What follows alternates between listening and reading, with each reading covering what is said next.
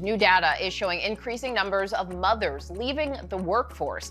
According to the University of Kansas, from January to June of this year, the participation rate of women in the workforce with a child under 5 fell nearly 3%. So let's bring in gender economist Katica Roy to break this down. Katica, thank you so much for being with us again. The last time we spoke, we were talking about 300,000 or so Black women who had left the workforce in 3 months. You told us then that that wasn't a choice. You say that this now, when we're looking at moms leaving the workforce, that this is not a personal choice, it's an economic one. So what are some of the biggest factors behind these really staggering numbers?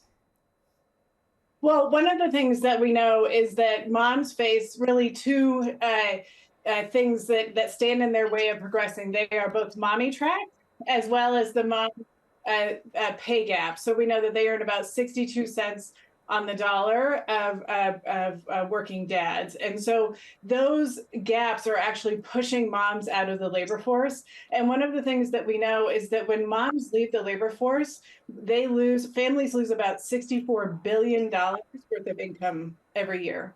Wow. And according to the U.S. Department of Labor, families spend between 8.9% and 16% of their median income on full day care for just one child. It goes up from there. And depending on how many kids you have, where you live, I know very well as a mom of 3 how this impacts moms. But overall, talk to us about those impacts.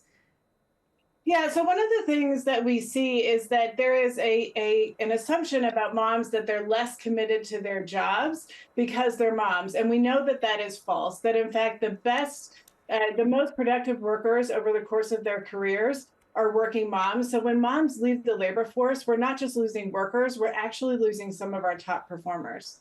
And we know that the lockdown from COVID-19, it really reshaped the workplace. 24% of Fortune 500 companies had full-time in-office requirements in the second quarter of 2025 compared to 13% at the end of 2024. How is that shift from remote to back in the office playing into all of this and these decisions to leave the workforce?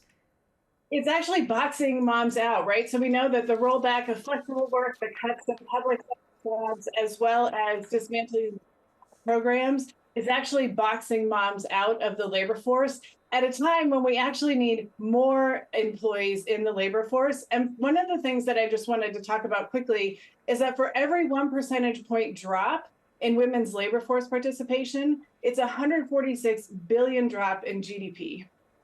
I'm glad that you pointed that out. Katica Roy, I love that you are a gender economist and you come able to talk about these very specific things and the way that women and men are impacted in the workforce differently and the trends that we're seeing. Thank you so much for that.